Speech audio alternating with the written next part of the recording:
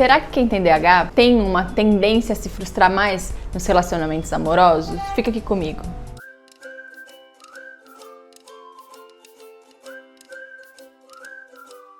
Olá, eu sou a Lara Dalmeida, seja bem-vindo ao meu canal. Se você ainda não se inscreveu, se inscreva, ativa o sininho para você receber as informações assim que eu postar um vídeo novo por aqui.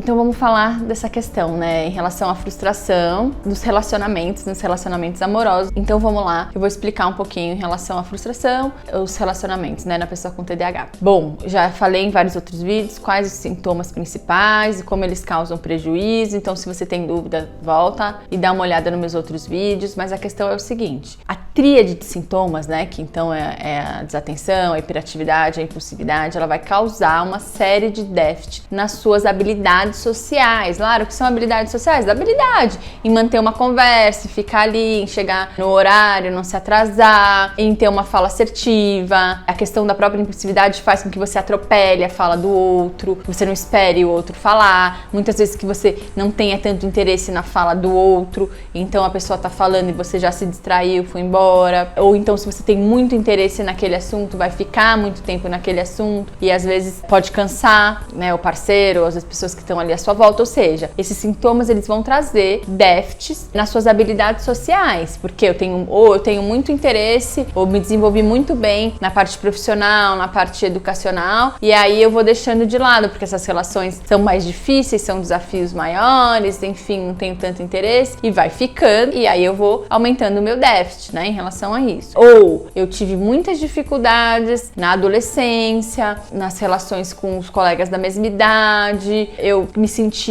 sentia mais isolada, eu não me sentia parte daquele espaço, daquela turma, eu não me sentia tão à vontade com aquelas pessoas. Ou é bem comum que eu escuto, eu não conseguia ser eu mesmo, porque se eu fosse falar tudo que eu tinha vontade, ou na minha agitação, etc., eu sei que eu ia criar conflitos, então eu acabei cada vez mais me calando e concordando muito, e aí tive dificuldades, e agora na vida adulta tenho uma tendência a evitar as relações. Então tem uma série de questões aí que estão relacionadas ao TDAH e que podem trazer prejuízo nas suas relações sociais de um modo geral. E aí o que vai acontecer? Quando a gente faz esse recorte para os relacionamentos amorosos, tem um peso um pouco maior. Por quê? Porque no relacionamento amoroso você tem que se expor mais, você tem que permitir um espaço para intimidade, né? Um espaço para que a outra pessoa consiga se declarar para você ou você se declarar para ela, ou enfim, demonstrar de alguma forma que tem um interesse um pelo outro. Então esses déficits aí relacionados às habilidades sociais, eles vão trazer um impacto bem importante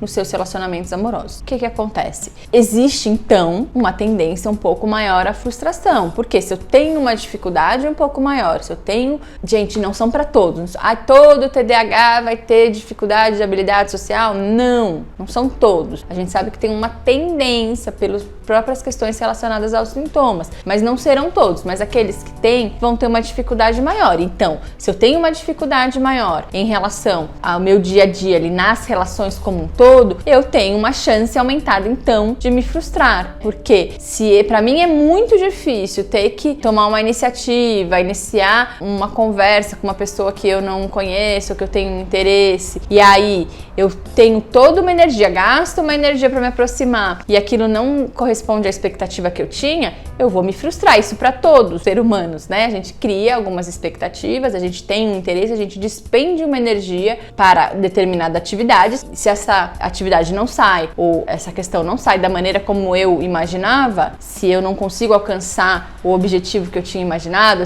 a forma como, por exemplo, eu fui falar com essa pessoa, que eu me dispus e me expus para outra pessoa, não foi da maneira como eu imaginava, eu vou me frustrar. Isso para todas as pessoas, né? Independente de TDAH ou não.